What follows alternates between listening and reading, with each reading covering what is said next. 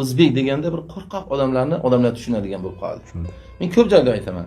Chechenlar nechta desam ko'pchilik hay bir 70-80 million bo'lsa kerak deydi. Chechenistonda 1 million chechen. Chechen desa qo'rqib qoladi. Rossiyada o'zingiz ko'rib yuribsiz. O'ris ham qo'rqadi, boshqa mamlakatda ham.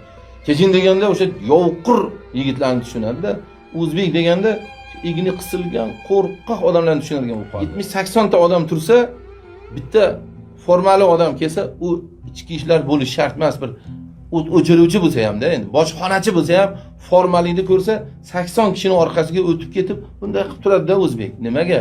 Jaloliddin edi-ku, mendirman edi-ku. Nimaga menman deya olmay qoldi o'zbek. Kanja odamlarni qo'rqoq qilib qo'ygan. O'sha yuraklarimizga kirgan qo'rquv yurakda tomir otdi. Biz tommanada men ham qo'rqaman. Hamma qo'rqadigan bo'lib qoldi. 3 kishi gaplashsa, uchinchisidan shubhalanadigan bo'lib qoldik. Chunki shunday bo'lib, hamma bir-birini sotadigan bo'ldi.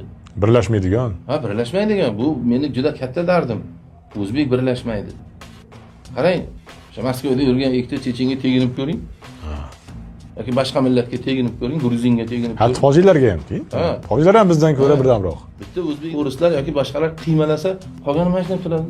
Qiymalab bo'ldimikin, meni qiymalamasmikin deb turadi. "Ho, nima qilyapsan? Ho, meni vatandoshimni, millatdoshimni nima qilyapsan?"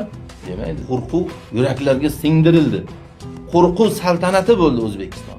Mana Xudoga shukr, endi dunyoga chiqyapmiz.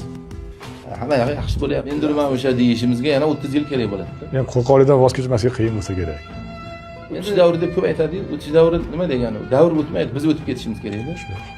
O'sha qo'rqoq avlod, o'sha qo'rqoqlikni qo'rqib devorda ham quloqi bor deb qo'rqib yurgan mana shu bizning avlodimiz o'tib ketish kerak. Mana shuni ko'rmagan avlod katta bo'lsa, Obuna va izoh qoldirib, yuksalishimizga hissa qo'shing.